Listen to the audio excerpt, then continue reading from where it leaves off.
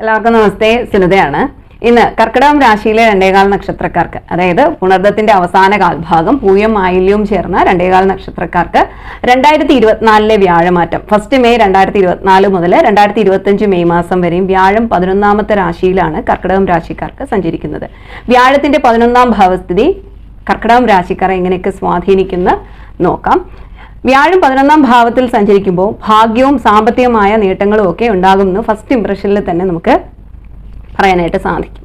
കാരണം 6, 9, 11 ഭാവങ്ങൾ തമ്മിലുള്ള വ്യാഴത്തിന്റെ ഈ കണക്ഷൻ വളരെ പവർഫുൾ കണക്ഷനാണ്. 6, 11 ഭാവം ഉപജയ ഭാവാസാണ്. മാത്രമല്ല 9ാം ഭാവം ഹയർ സ്റ്റഡീസിനെ നമുക്ക് ചിന്തിക്കാം. 9ാം ഭാവം കൊണ്ട് ഭാഗ്യം, പിതൃഭാവം ഒക്കെ 9ാം ഭാവമാണ്.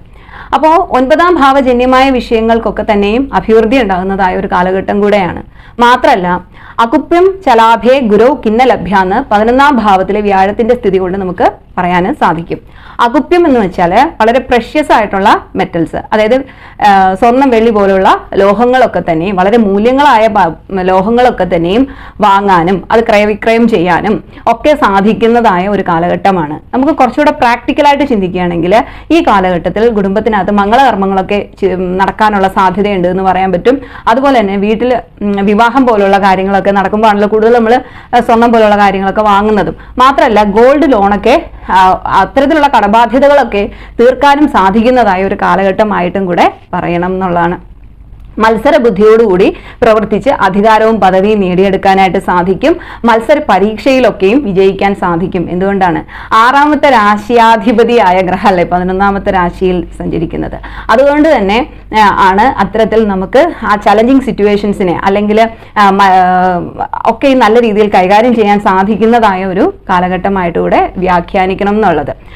ഉന്നത വിദ്യാഭ്യാസത്തിന് വളരെ അനുകൂലമാണ്. ഉന്നത വിദ്യാഭ്യാസം ഉള്ള വ്യക്തികൾക്കും ഉയർന്ന തസ്തികയിലോട്ടുള്ള തൊഴിലവസരങ്ങളൊക്കെയും ഉണ്ടാകും. ഈ ഒരു കാലഘട്ടത്തിൽ ഉയർന്ന സ്ഥാനമാനങ്ങൾ ലഭിക്കുകയും ചെയ്യും. സാമൂഹ്യ പ്രതിബദ്ധതയോടുകൂടി പ്രവർത്തിക്കാനും വലിയൊരു ഗ്രൂപ്പിന്റെ ഭാഗമാകാനും ഒക്കെ ഈ കാലഘട്ടത്തിൽ കഴിയും എന്നുള്ളതാണ്. പ്രൊമോഷനും സാലറി റിവിഷനും ഉണ്ടാകും. ഈ കാലഘട്ടത്തിൽ ഉയർച്ചയുടെ ഒരു പ്രധാന കാരണം മാതാപിതാക്കളോ അല്ലെങ്കിൽ ഗുരുക്കന്മാരോ അല്ലെങ്കിൽ സീനിയേഴ്സോ ഗുരുതുല്യരോ ഒക്കെ ആയിരിക്കാനുള്ള സാധ്യത വളരെ കൂടുതലാണ്. കാരണം 9ാം ഭാവം പിതൃഭാവമാണ്, ഗുരുക്കന്മാരുടെ ഭാവമാണ്. അതുകൊണ്ട് തന്നെ നിലവിൽ പ്രണയം ഉണ്ടെങ്കിൽ മെയ് മാസത്തിന് ശേഷം വിവാഹത്തിലോട്ട് അത് എത്തിച്ചേരാനുള്ള സാധ്യത വളരെ കൂടുതലാണ്. കാരണം വ്യാഴം 5ാം ഭാവത്തിലോട്ടും 7ാം ഭാവത്തിലോട്ടും ഒക്കെയും ദൃഷ്ടിയുണ്ട് എന്നുള്ളത് കൊണ്ട് വിവാഹം, സന്താന ലബ്ധിയും ഒക്കെ ഈ കാലഘട്ടത്തിൽ ഉണ്ടാകും. സന്താനങ്ങൾക്ക് പഠന മികവുണ്ടാവും, അഭിവൃദ്ധിയും ഒക്കെ ഉണ്ടാകുന്നതായ സമയമാണ്. എങ്കിലും സന്താനങ്ങളുടെ ആരോഗ്യ കാര്യത്തിൽ ശ്രദ്ധ കൊടുക്കണം. എന്തുകൊണ്ടാണ്? 6ാമത്തെ രാശിയാധിപതിയായ ഗ്രഹമാണ് 5ാമത്തെ സന്താന ഭാവമായ 5ാമത്തെ രാശിയിലോട്ട് വീക്ഷിക്കുന്നത്. അതുകൊണ്ടാണ് സന്താനങ്ങൾക്ക് അഭിവൃദ്ധിയൊക്കെ ഉണ്ടാവുമെങ്കിലും സന്താനങ്ങളുടെ ആരോഗ്യപരമായ വിഷയങ്ങൾ ശ്രദ്ധ കൊടുക്കണം എന്ന് പറയാൻ കാരണം. കുടുംബ ജീവിതത്തിൽ ഐക്യവും സ്നേഹവും നിലനിർത്താനായിട്ട് കഴിയും. നിലവിൽ വിവാഹ ജീവിതത്തിൽ എന്തെങ്കിലുമൊക്കെ അസ്വാരസ്യങ്ങൾ ഉണ്ടെങ്കിൽ അതൊക്കെയും മാറ്റിയെടുക്കാൻ സാധിക്കുന്നതായ ഒരു സമയം കൂടെയാണ് മെയ് മാസത്തിന് ശേഷമുള്ള ഒരു കാലഘട്ടം. സഹോദരങ്ങളോടോ സുഹൃത്തുക്കളോടോ ഒക്കെയുള്ള വിരോധങ്ങളും നിലവിലുണ്ടെങ്കിൽ മെയ് മാസത്തിന് ശേഷം അതൊക്കെയും മാറിക്കിട്ടും. സൽപ്രവർത്തികൾ കാരണം കുടുംബത്തിന്റെ യശസ് വർദ്ധിക്കും എന്നുള്ളതാണ്. സന്താനങ്ങൾക്ക് സന്തോഷവും അഭിവൃദ്ധിയും ഉണ്ടാവും. പരീക്ഷയിൽ ഉന്നത വിജയം ഉണ്ടാവും. ധർമ്മകാര്യത്തിനായി ധനം വ്യയം ചെയ്യുന്നതായ ഒരു കാലഘട്ടം കൂടിയാണ്. Jewellery business, hotel business, textile shop ഇതൊക്കെ നടത്തുന്നവർക്കും വളരെ അനുകൂലമായ ഒരു കാലഘട്ടമാണ്. ക്യാഷ് ഫ്ലോ ഉണ്ടാവും ഈ ഒരു കാലഘട്ടത്തിൽ. സാമ്പത്തിക നില മെച്ചപ്പെടുത്തും. സാധ്യതകൾ വർദ്ധിക്കും. ബിസിനസ്സിന് വളരെ മികച്ചതായ ഒരു കാലഘട്ടമായിട്ട് തന്നെ പറയണം. ബിസിനസ് ഒക്കെ വിപുലീകരിക്കാനും വളരെ അനുകൂലമാണ്. കർമ്മഭാവത്തിലെ ശനിയുടെ വീക്ഷണം, അഷ്ടമഭാവത്തിൽ നിൽക്കുന്ന ശനിയുടെ വിശേഷാൽ വീക്ഷണം, ശനി നിൽക്കുന്ന രാശി തൊട്ട് 3ാം ഭാവം വരുമ്പോഴേക്കും നമ്മുടെ കർമ്മഭാവത്തിലോട്ടാണല്ലോ ശനിയുടെ വീക്ഷണം വരുന്നത്. അത് തൊഴിൽ മേഖലയിൽ ഉത്തരവാദിത്വവും ഒത്തിരി റെസ്പോൺസിബിലിറ്റീസ് ഒക്കെ നമുക്ക് ഏറ്റെടുക്കേണ്ടി വരാം. മാനസിക സമ്മർദ്ദവും വർക്ക് പ്രഷറും ഒക്കെ ഉണ്ടാക്കാം. എന്നിരുന്നാലും വളരെ പ്ലാനിങ്ങോടുകൂടി ജോലി കൈകാര്യം ചെയ്താൽ മതി. തൊഴിൽ മേഖലയിൽ ഉണ്ടാകുന്ന പ്രതികൂല സാഹചര്യങ്ങളൊക്കെ തന്നെയും നമുക്ക് മെയ് മാസത്തിന് ശേഷം കൈകാര്യം ചെയ്യാനായിട്ട് സാധിക്കും. കാരണം 5ാം ഭാവത്തിലോട്ടുള്ള വ്യാഴത്തിന്റെ സ്വാധീനം നമ്മൾ കാര്യങ്ങളെല്ലാം ബുദ്ധിപൂർവ്വം യുക്തിപൂർവ്വം കൈകാര്യം ചെയ്യാനായിട്ടുള്ളൊരു സ്കില്ല് നമുക്ക് അവിടെ ഡെവലപ്പ് ആയിക്കോളും എന്നുള്ളതാണ്. വ്യാഴത്തിന്റെ 5ാം ഭാവത്തിലെ വീക്ഷണം കൊണ്ട് ബുദ്ധിപൂർവമായ ചിന്തകളും കാര്യശേഷിയും നമുക്ക് അവിടെ ഉണ്ടാകും എന്നുള്ളത് തന്നെയാണ്. പ്രതിസന്ധികളുടെ തീഷ്ണത കുറയും. 6ാം ഭാവം, 6ാം ഭാവാധിപതി കൂടെ ആണല്ലോ ഈ വ്യാഴം എന്ന് പറയുന്നത്. 6, 11 ഭാവങ്ങൾ ഞാൻ പറഞ്ഞു ഉപജയ ഭാവാസാണ്.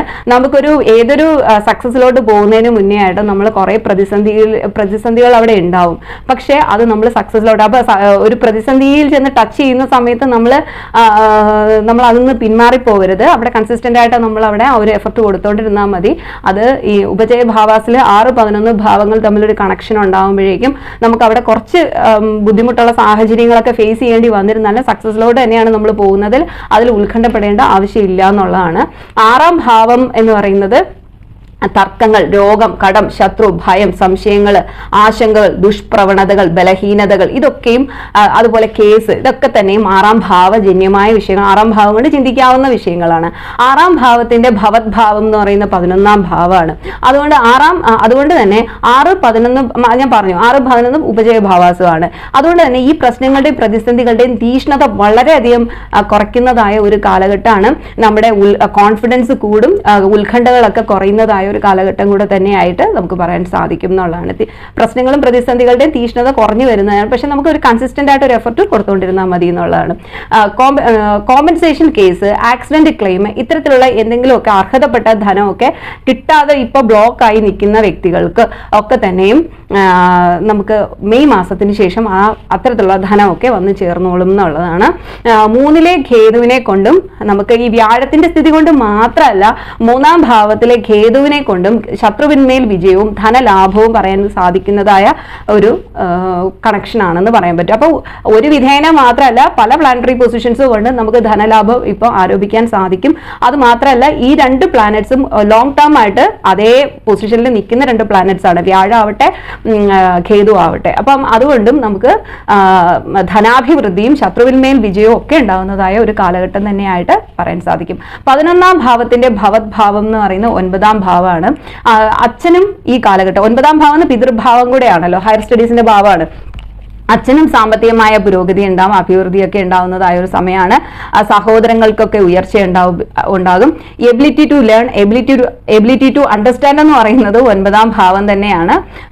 അതുകൊണ്ട് തന്നെയും നമുക്ക് നന്നായിട്ട് പഠിക്കാനും പഠിച്ച കാര്യങ്ങളൊക്കെ തന്നെയും ഓർമ്മയിൽ നിലനിർത്താനും ഒക്കെ കഴിയുന്നതായ ഒരു കാലഘട്ടമായിട്ട് പറയണം എന്നുള്ളതാണ്. ഹയർ സ്റ്റഡീസ് ഒക്കെ ചെയ്യുന്ന കുട്ടികൾക്കും വളരെ അനുകൂലമായിട്ടുള്ളൊരു സമയമാണ് എന്ന് പറയാം.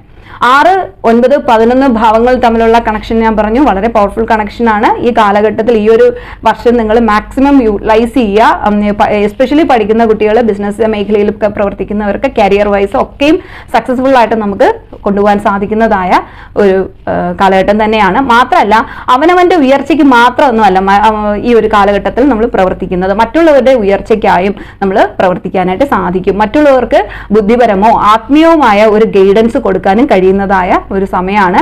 അധ്യാപകർ, സൈക്കോളജിസ്റ്റുകൾ, അഡ്വക്കേറ്റ്സ് ഇവർക്കൊക്കെ തന്നെയും വളരെ അനുകൂലമാണ്. Medical professionals, business, IT professionals, civil engineers ഇവർക്കൊക്കെയും കരിയർ ഗ്രോത്ത് ഈ വർഷം തീർച്ചയായിട്ടും ഉണ്ടാവും. റിയൽ എസ്റ്റേറ്റ് മേഖലയിൽ പ്രവർത്തിക്കുന്നവർക്ക് വളരെ അനുകൂലം തന്നെയാണ്. കർമാധിപതിയായ ഗ്രഹം തന്നെ ചൊവ്വയല്ലേ, അതുകൊണ്ടും ഒക്കെ തന്നെയും വളരെ അനുകൂലമായിട്ട് നമുക്ക് കരിയറൊക്കെ കൊണ്ടുപോകാൻ സാധിക്കുന്ന സമയമാണ്.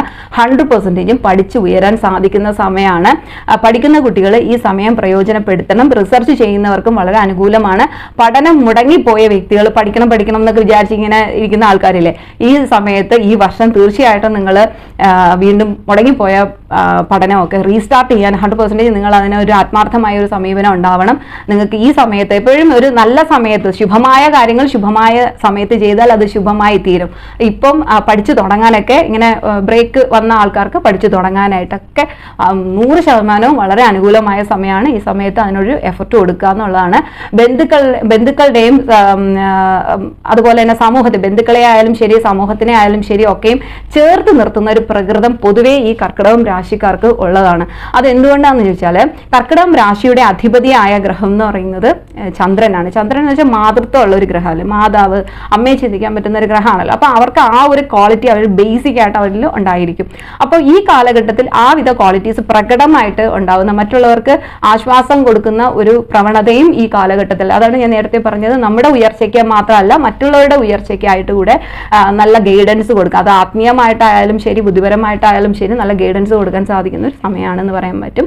ദീർഘനാളായി നടക്കാതെ പോയ പല നല്ല കാര്യങ്ങളും നടക്കുന്നതായ ഒരു സമയമാണ്.